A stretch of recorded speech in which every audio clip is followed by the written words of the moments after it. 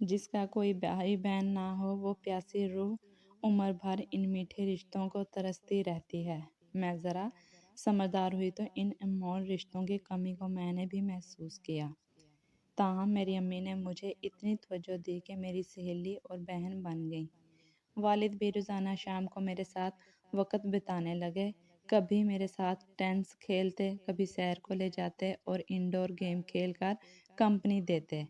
مجھ کو والد کے ہوتے ہوئے بھائی کی ضرورت محسوس نہ ہوئی۔ میرے والدین اتنے باشعور تھے کہ انہوں نے مجھ کو تنہائیوں کے جنگل میں بھٹکنے نہ دیا۔ ہم اتنے دولت مند نہ تھے، لیکن کنبہ چھوٹا ہونے کے سبب اخراجات کم تھے۔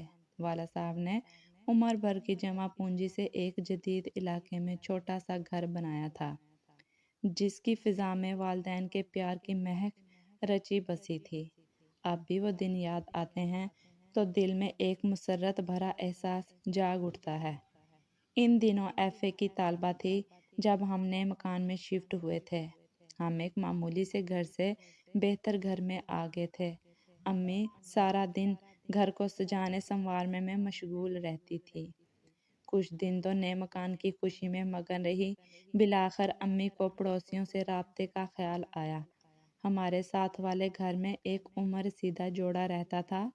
ان کی اولاد نہ تھی۔ اتنے بڑے گھر میں وہ اکیلے رہتے تھے۔ کوئی ملنے چلا جاتا تو بہت گرم جوشی سے ملتے اور خوش ہو کر آؤ بھگت کرتے۔ ان کا گھر 2 منزلہ تھا۔ وہ اپنے مکان کا زیریں حصہ کرائے پر اٹھا دیتے تھے۔ اس طرح آمدنی کا معقول انتظام ہو جاتا تھا اور ان کا دل بھی بہلا رہتا تھا۔ میں ان سے ملنے گئی تو نہایت شفقت سے ملے۔ ہمارے گھر کی دیوار ان کے مکان سے ملی ہوئی تھی۔ جب زیادہ آنا جانا ہوا تو ہم نے بیچ سے راستہ بنا لیا۔ خاتون خانہ اصرار کر کے بلاتی کہ 2 گھڑی کے لیے روز میرے پاس آ جایا کرو، تم سے مل کر جی خوش ہوتا ہے۔ کالج سے آتے ہی ضرور ایک چکر ان کے پاس لگا آتی تھی۔ یہ دونوں میاں بیوی بے حد شفیق تھے۔ معمر ہونے کے سبب میں آنٹی کے کچھ گھریلو کام بھی کر دیا کرتی تھی، کبھی چائے بنا دینا اور کبھی ان کے کپڑوں کو تہہ لگا کر الماری میں رکھنا۔ انکل تو مجھ سے اپنے رشتہ داروں کو خطوط وغیرہ لکھواتے تھے۔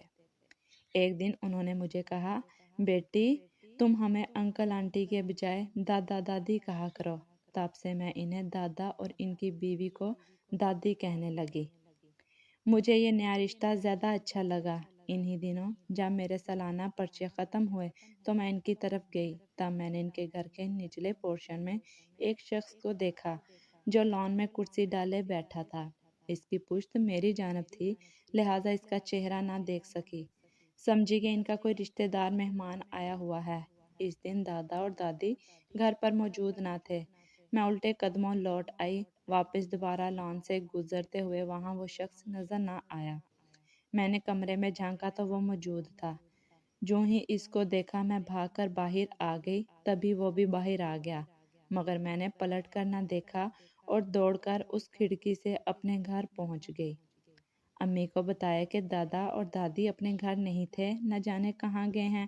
وہ کہنے لگے اپنے کسی رشتہ دار کے گھر گئے ہیں اور مجھے بتا کر گئے ہیں شام تک آ جائیں گے۔ اب تم اس کھڑکی سے نہ آیا جایا کرو، انہوں نے گھر کرائے پر دے دیا ہے۔ ان کے پاس جانا ہو تو گلی سے جایا کرو۔ پتہ چلا کہ ان کا کرایہ دار اکیلا مرد ہے، یہاں نوکری کے سلسلے میں آیا ہے، کسی محکمے میں آفیسر ہے۔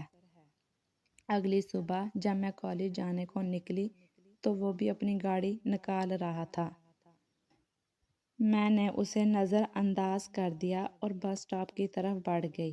اس کے بعد متعدد بار سامنا ہوا، وہ اپنے کام سے کام رکھتا اور میں اس کو دیکھ کر آگے بڑھ جاتی۔ ہمارے بزرگ پڑوسی آ گئے تو ان کو بتایا کہ میں آئی تھی۔ وہ گھر میں موجود تھا۔ انہوں نے بتایا کہ وہ ایک سنجیدہ شخص ہے، کسی سے فالتو بات نہیں کرتا۔ بہرحال انہوں نے میرا تعارف اپنے کرایہ دار سے کروایا۔ اس کا نام ذیشان تھا۔ وہ واقعی معقول اور سلجھا ہوا شخص لگ رہا تھا۔ دادی چائے بنانے چلی گئیں، تبھی وہ میری طرف متوجہ ہوا۔ پوچھا، آپ کون سی کلاس میں پڑھتی ہیں؟ یہ ایک عام سا آسان سوال تھا، لیکن مجھے اس سے بات کرنا آسان نہ لگ رہا تھا۔ میں نے اس کی باتوں کا بس ہوں ہاں میں جواب دیا۔ امی کو احوال بتایا تو کہنے لگی، بیٹی تم نے اس کے ساتھ زیادہ باتیں تو نہیں کی، خیال رکھنا ایسے لوگوں سے زیادہ بات چیت ٹھیک نہیں رہتی۔ اس روز میرا کالج میں ضروری پریکٹیکل تھا اور وقت پر پہنچنا لازم تھا۔ موسم بہت خراب تھا، گھر سے نکلتے دیر ہو گئی اور کالج بس روانہ ہو گئی۔ میں ادھر ادھر دیکھ رہی تھی کہ بوندا باندی شروع ہو گئی، بارش رفتہ رفتہ تیز ہونے لگی۔ میں گھبرائی ہوئی پبلک بس کا انتظار کر رہی تھی کہ ذیشان کی گاڑی میرے پاس آ کر رکی۔ کہنے لگے، میں آپ کو کالج چھوڑ دیتا ہوں، بارش تیز ہو گئی ہے، آپ اور بھیگ جائیں گی اگر بس کے انتظار میں اسی طرح کھڑی رہیں۔ موقع غنیمت جان کر گاڑی میں بیٹھ گئی۔ اس نے گاڑی سٹارٹ کرتے ہی پوچھا، آپ کالج ہی جائیں گی نا؟ جی، میں نے مختصر جواب دیا۔ اب بھی ہم نے تھوڑا سا سفر طے کیا تھا کہ رستے میں بارش اور تیز ہو گئی۔ باتوں باتوں نے اس نے میری واپسی کا وقت بھی معلوم کر لیا۔ آج اسے سوٹ میں ملبوس دیکھا تو پہلی بار وہ مجھ کو جاذب نظر شخص معلوم ہوا اور میرے اندر چھپی ہوئی شرمیلی لڑکی نے اس کو وجیہہ ہونے کی سند دے دی۔ بہرحال نئے ماڈل کی کار، اعلیٰ عہدے پر فائز اور اچھے اخلاق رکھنے والے آدمی سے میں تو کیا، میرے جیسی کئی لڑکیاں متاثر ہو جاتی ہیں۔ کالج سے واپسی پر باہر آئی تو ذیشان پہلے سے موجود تھا۔ میں نے اسے دیکھ لیا، پھر بھی اس طرح بن کر گاڑی کے پاس سے گزرنے لگی جیسے اس کو دیکھا نہ ہو۔ اس نے مجھ کو آواز دی، ارے کمال ہے، آپ بارش میں اور اس کیچڑ میں پیدل جائیں گی؟ آج آپ کی قسمت اچھی ہے کہ میرا ادھر کام نکل آیا تھا، سوچا آپ کو لیتا چلوں، کرایہ دار ہی سہی، ہوں تو آپ کا پڑوسی، آپ کا بہت حق ہے مجھ پر۔ اتنا بڑا افسر ایک معمولی لڑکی کو لینے بھلا کیوں آئے گا، ادھر کام ہی ہوگا۔ اس سوچ سے خود کو تسلی دے کر میں ذیشان کی گاڑی میں بیٹھ گئی اور ان کا شکریہ ادا کیا۔ گھر پہنچ کر امی کو بتایا، وہ کہنے لگیں، چلو بارش تھی آج تو اس کے ساتھ آ گئی ہو، آئندہ محتاط رہنا۔ شام کو فارغ ہوئی دادا اور دادی جی سے ملنے گئی، وہاں بھی وہ موجود تھا۔ آج میری نظر بار بار اس کی طرف اٹھ رہی تھی۔ سچ تو یہ ہے کہ اس کی شخصیت اور دولت کا طلسم مجھ پر اثر کر چکا تھا۔ خود کو لاکھ سمجھایا کہ میرا اس کا میل نہیں ہے۔ وہ ایک اجنبی، ایک خوشحال افسر، مجھ سے عمر میں کم از کم 10 برس بڑا، لیکن دل تھا کہ اس کے بارے میں سوچے جاتا تھا۔ مسئلہ یہ تھا کہ میں متوسط طبقے کی لڑکی جس نے زندگی کی بیشتر آسائشیں نہ دیکھی تھیں، میرے لیے وہ ایک شہزادے کی طرح ہو گیا تھا۔ امی مجھے ہر وقت نصیحت کرتی کہ جب کرایہ دار گھر پر ہو تو مجھے پڑوس میں نہیں جانا چاہیے۔ میں بھی یہی ارادہ رکھتی تھی، لیکن جب وہ مجھ سے مخاطب ہوتا یا اپنے پاس بلاتا تو میں کسی معمول کی طرح خاموشی سے اس کے پاس چلی جاتی تھی۔ احساس تھا کہ یہ سب کچھ ٹھیک نہیں ہے، لیکن ایک موہوم کی امید کہ شاید وہ مجھ کو اپنا لے، پسند کر لے اور ایک بہت اچھی زندگی میں سب کچھ پا لوں، میری ڈھارس باندھ جاتی تھی۔ ایک دن کالج سے نکلی تو وہ مجھے نظر آ گیا، اپنی گاڑی میں تھا۔ مجھے پیدل بس سٹاپ کی طرف جاتے دیکھا تو گاڑی میرے قریب لا کر روک لی۔ کہنے لگا، وہ سامنے عمارت میں میری ایک میٹنگ تھی، وہاں سے نکلا تو تم پر نظر پڑ گئی، اگر بس میں جانا نہ چاہو تو میرے ساتھ چلو۔ مجھ کو امی کی ہدایت یاد آ گئی، اجنبی مرد سے زیادہ ملنا جلنا ٹھیک نہیں۔ تبھی سوچ میں پڑ گئی۔ اس نے میری طرف دیکھا اور کافی دیر تک دیکھتا رہا۔ اس کا اس طرح دیکھنا مجھے پریشان کر رہا تھا۔ سخت مضطرب ہو گئی تھی۔ مجھے لگا کہ وہ میرے اضطراب سے محفوظ ہو رہا ہے۔ اچھا ٹھیک ہے، میرے ساتھ نہیں جانا تو پیدل جاؤ، میں نے تو اخلاقاً گاڑی روکی تھی، یہ کہہ کر اس نے کار آگے بڑھا دی۔ تبھی میں اپنی سوچ کے گہرے بھنور سے نکلی اور اشارے سے اس کو رکنے کو کہا۔ اس نے گاڑی روک کر دروازہ کھول دیا اور میں اس کے برابر والی سیٹ پر بیٹھ گئی۔ جب ہم ایک ریسٹورنٹ کے سامنے سے گزرے، ذیشان گویا ہوا، بہت بھوک لگ رہی ہے، مصروفیت کے سبب ناشتہ بھی نہیں کر پایا، اگر تھوڑا سا کچھ کھا لیں تو تمہیں کوئی اعتراض تو نہ ہوگا؟ گھر میں اکیلا رہتا ہوں، کھانا تو باہر سے ہی کھانا پڑتا ہے، جانتی ہو نا۔ میں چپ رہی۔ اس نے میری خاموشی کو رضا جانا اور گاڑی ریسٹورنٹ کے سامنے کھڑی کر دی۔ کہنے لگا، خولا بی بی اتر آؤ، تھوڑا سا کھا پی لیتے ہیں۔ اب مجھے اس کے ساتھ جاتے ہوئے حجاب آ رہا تھا اور منع کرتے ہوئے بھی لحاظ تھا، نہ چارہ میں اس کے ساتھ جا بیٹھی۔ یہ میری زندگی کا پہلا موقع تھا جب میں کسی ریسٹورنٹ میں گئی تھی۔ اس نے کھانے کا آرڈر دیا، میں نے ذیشان کے اصرار پر تھوڑا سا کھایا۔ وہ کھاتے ہوئے باتیں بھی کرتا جاتا تھا۔ اس نے کہا، خولا بی بی، تم بہت اچھی لڑکی ہو، بہت معصوم ہو۔ میں جانتا ہوں تم آج کل کی سوسائٹی کی برائیوں سے دور ہو، ہمیشہ ایسے ہی برائیوں سے دور رہنا اور جب موقع ملے کسی اچھے انسان سے شادی کر کے وقت پر گھر بسا لینا۔ یہ میں تم کو نصیحت کرتا ہوں کہ فضول مشاغل میں اپنا قیمتی وقت ضائع مت کرنا، تعلیم پر توجہ دو اور اپنے والدین کا ہمیشہ خیال رکھنا۔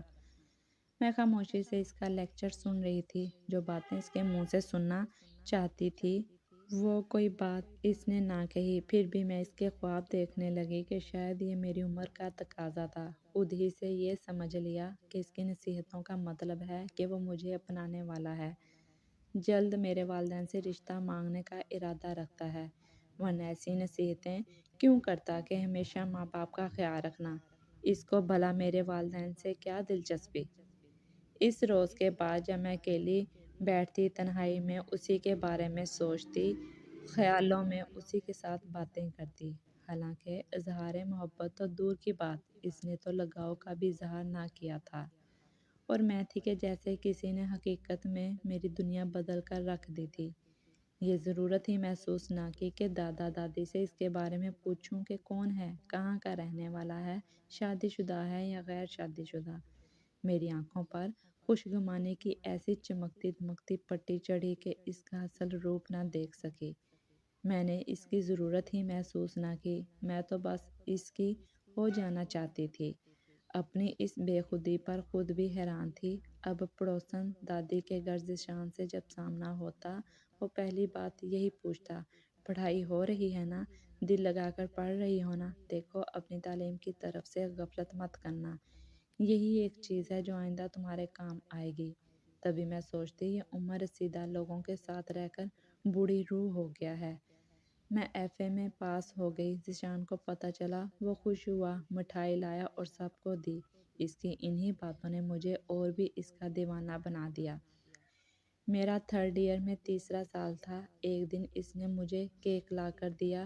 یہ میری سالگرہ کا کیک تھا جو اس نے دادا اور دادی کے گھر کاٹا، گویا میری سالگرہ منائی۔ میں نے پوچھ لیا، آپ کو کس نے بتایا کہ آج میری سالگرہ ہے؟ اس نے کہا، تھرڈ ایئر کا فارم بھرا تھا تمہارا، اس میں تمہاری تاریخ پیدائش دیکھ لی تھی، سوچا کہ والدین کی اکلوتی ہو، تمہارا کوئی بھائی بہن نہیں ہے، کس کے ساتھ سالگرہ مناؤ گی، سو ہم اس کمی کو پورا کر لیتے ہیں۔ اس روز تو مجھے یقین ہو گیا کہ ذیشان مجھ سے محبت کرتا ہے۔ تبھی میرے منہ سے نکل گیا، ایسے سالگرہ منانے سے کیا فائدہ، عمر بھر ساتھ دیں تو بات ہے۔ وہ سمجھ گیا۔ تب اس نے کہا، کل میرے ساتھ تھوڑی دیر کو باہر چلنا، تم کو سب بتا دوں گا۔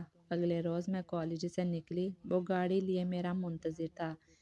میں اس کی کار میں بیٹھ گئی، وہ مجھے ایک تفریح گاہ لے گیا۔ خولا بی بی، جانتی ہو میں تم کو یہاں کیوں لایا ہوں؟ یہ بتانے کے لیے کہ میں شادی شدہ اور 2 بچوں کا باپ ہوں، بڑی مشکل سے اپنی فیملی سے دور وقت کاٹ رہا ہوں اور اپنے تبادلے کی کوشش میں ہوں تاکہ گھر بار سے نزدیک ہو جاؤں۔ دیکھو، میرے لیے تم کسی اور خیال کو دل میں جگہ نہ دے دینا۔ یہ میں تم سے اس لیے کہنا چاہتا ہوں کہ تم کسی دکھ میں نہ پڑ جاؤ۔ جلد میرا تبادلہ ہو جائے گا اور میں یہاں سے چلا جاؤں گا، پھر شاید ہی کبھی تم سے ملاقات ہو۔ تم اگر ایسا کچھ سوچ رہی ہو کہ میں تم کو پسند کرتا ہوں یا ہماری شادی ہو سکتی ہے تو یہ ممکن نہیں ہے۔ میں تم کو پسند ضرور کرتا ہوں مگر تم سے شادی نہیں ہو سکتی۔ میں محبت صرف اپنے بچوں سے کرتا ہوں، مجھ سے کوئی خواب وابستہ کرنا بیکار کی بات رہے گی۔ بس ایک بات اور کہتا ہوں کہ تم پڑھائی مت چھوڑنا۔ مجھے معلوم ہے تمہارے والد کافی بیمار ہیں اور وہی تمہارا سہارا ہیں، لیکن کبھی ایسا بھی ہوتا ہے کہ والدین کو سہارے کی ضرورت پڑ جاتی ہے۔ ایسے میں اولاد کو والدین کا سہارا لینا پڑتا ہے۔ اگر کبھی زندگی کے کسی موڑ پر تم کو خدا نہ خواستہ ایسے حالات کا سامنا ہو تو تم بے شک مجھ کو یاد کر سکتی ہو، اپنا دکھ اپنی تکلیف کہہ سکتی ہو۔ میں تمہاری پوری مدد کروں گا، وہ کہے جا رہا تھا اور میں گمسم تھی، جیسے کچھ نہیں سن رہی تھی۔ مجھ کو کسی نے اونچے پہاڑ سے دھکا دے دیا تھا۔ حالانکہ جو خواب بنے میں نے خود بنے، پھر ان خوابوں میں بسیرا بھی خود کر لیا، ان کو اپنا اوڑھنا بچھونا بنا لیا۔ جانتی نہ تھی حقیقت کی دنیا کیا ہے، ارد گرد سے غافل، میں تو بس اپنے بنائے خوابوں کے جال میں جی رہی تھی۔ ذیشان ایک سمجھدار انسان تھا، وہ پہلی نظر میں سمجھ گیا تھا کہ میں اس کے بارے میں کیا سوچنے لگی ہوں۔ پہلے تو وہ خاموش رہا، پھر جب میں زیادہ ہی کھو گئی، اس نے مجھے جگانا ضروری سمجھا، حقیقت کے بارے میں بتانا ضروری سمجھا، کیونکہ وہ نیک دل اچھے کردار کا آدمی تھا۔ وہ مجھے دھوکہ نہیں دینا چاہتا تھا اور نہ میری معصومیت سے فائدہ اٹھانا چاہتا تھا۔ اس نے بجائے مجھے حقیقت کا ادراک دے کر حالات سے محفوظ کر دینا چاہا۔ اس روز تو مجھے اتنا دکھ ہوا کہ وہ مجھے دنیا کا سب سے برا، سب سے سنگ دل انسان لگا تھا، کیونکہ اس نے مجھے میری زندگی کے سب سے میٹھے خواب سے جگا دیا تھا، ایسا خواب جس سے میں کبھی بھی جاگنا نہ چاہتی تھی۔ لمحے بھر کو تو دل نے کہا کہ یہ شخص نفرت کے قابل ہے، جس نے میرا دل توڑا۔ اے کاش کے فریب ہی دے دیتا، میں اس فریب میں جی لیتی، لیکن یہ سچ تلخ ہی نہیں، اہانت امیز بھی تھا، اور انسان اپنی توہین کا زہر بڑی مشکل سے پی سکتا ہے۔ کافی دنوں تک روتی رہی، میرا دل جینے سے ہی اٹھ گیا۔ جانتی تھی کہ ذیشان میرے دل کو محسوس کر رہا ہے، لیکن اس نے مجھ سے منہ موڑ لیا، غم گساری نہ کی، اور ایک دن اپنا تبادلہ کرا کے ہمارے شہر سے چلا گیا۔ وقت بڑا مرہم ہے، میں نے بھی کچھ عرصہ بعد رو دھو کر صبر کر لیا۔ ان دنوں ابا جان کی طبیعت زیادہ خراب تھی، علاج معالجہ بھی کر لیا، مگر شفا ان کی قسمت میں نہ تھی۔ بیماری بالآخر مرض الموت ثابت ہوئی اور وہ اللہ کو پیارے ہو گئے۔ کچھ دن ان کے سوگ میں گزر گئے۔ ہوش جب آیا کہ مشکل وقت سر پر آ چکا تھا، جوں توں کر کے تعلیم مکمل کی اور اپنے وطن کی ہزاروں لڑکیوں کی طرح میں بھی سہارے ڈھونڈتی نوکری کی تلاش میں نکل کھڑی ہوئی۔ اب پتہ چلا کہ زندگی کتنی سنگ دل ہے، کتنی مشکل ہے۔ سال بھر تک ملازمت کے لیے ماری ماری پھرتی رہی۔ ایک روز دادی جی کی زبانی پتہ چلا کہ ذیشان ترقی پا کر مزید بڑے آفیسر ہو کر ہمارے شہر آ گئے ہیں۔ وہ ان لوگوں سے ملنے آئے تھے۔ میں نے ان کا نام سنا تو رو پڑی۔ دادا سمجھے کہ نوکری نہ ملنے کی پریشانی اور معاشی تنگی نے رلا دیا ہے۔ کہنے لگے، خولا بیٹی، روتی کیوں ہو؟ میں ذیشان سے تمہاری نوکری کے لیے بات کرتا ہوں، وہ ضرور تمہارے لیے کچھ نہ کچھ کرے گا۔ اب تو اسے بنگلہ بھی بینک کی طرف سے ملا ہے۔ میں چپ رہی۔ انہوں نے فون ملایا اور ذیشان سے میرے بارے میں بات کی۔ اس نے کہا کہ میں آفس کے بعد آؤں گا۔ شام کو دادا کے گھر آیا اور مجھ کو بلاوا بھیجا۔ نہ چاہتے ہوئے بھی میں گئی۔ ذیشان جانتا تھا کہ میں اس سے خفا تھی، لیکن اب کیا میرا خفا ہونا، اب تو گھر کو چلانا تھا، ملازمت لینی تھی۔ دادا نے مجھے تمہارے حالات سے آگاہ کر دیا ہے، پریشان مت ہو، یہ رہا میرا کارڈ، کل میرے دفتر آ جانا، تم کو ملازمت مل جائے گی۔ مجھ کو ان کے ایک فون پر ملازمت مل گئی۔ آج پتہ چلا کہ زندگی میں محبت ہی سب کچھ نہیں ہوتی۔ آج تو محبت کسی دیوانے کا خواب ہی لگتی ہے۔ والد کی وفات کے بعد امی صدمے سے نڈھال ہو کر اب تک بیمار پڑی تھیں اور گھر میں فاقوں تک نوبت آ چکی تھی۔ ایسے میں ذیشان کی ذات اندھیرے میں چراغ کی مانند تھی۔ جب مجھ کو جاب کا لیٹر ملا تو میں نے ان کا شکریہ ادا کیا۔ کہنے لگے، اس کی ضرورت نہیں، میں خوش ہوں کہ تمہارا مسئلہ حل ہو گیا۔ میں آپ کی بہت مشکور ہوں کہ آپ نے مجھے خوابوں کی دنیا سے نکال کر حقیقت میں زندگی کا مفہوم سمجھا دیا ہے۔ اگر حقیقت کا مفہوم سمجھ لیا ہے تو مجھے اپنا بڑا بھائی سمجھ لو۔ یہی رشتہ میرے اور تمہارے درمیان اچھا رہے گا۔ اس طرح تم میرے گھر آ سکو گی، میری بیوی اور بچوں سے مل سکو گی، اور آئندہ بھی تم کو کبھی زندگی میں کوئی مشکل درپیش ہوئی تو میں تمہارے کام آ سکوں گا۔ اگر ایک بڑا بھائی تم کو مل جائے تو کیا یہ خوشی کی بات نہ ہوگی؟ جی، بہت زیادہ خوشی کی بات ہے۔ میں نے آنسو پوچھتے ہوئے اس مقدس رشتے کو قبول کر لیا۔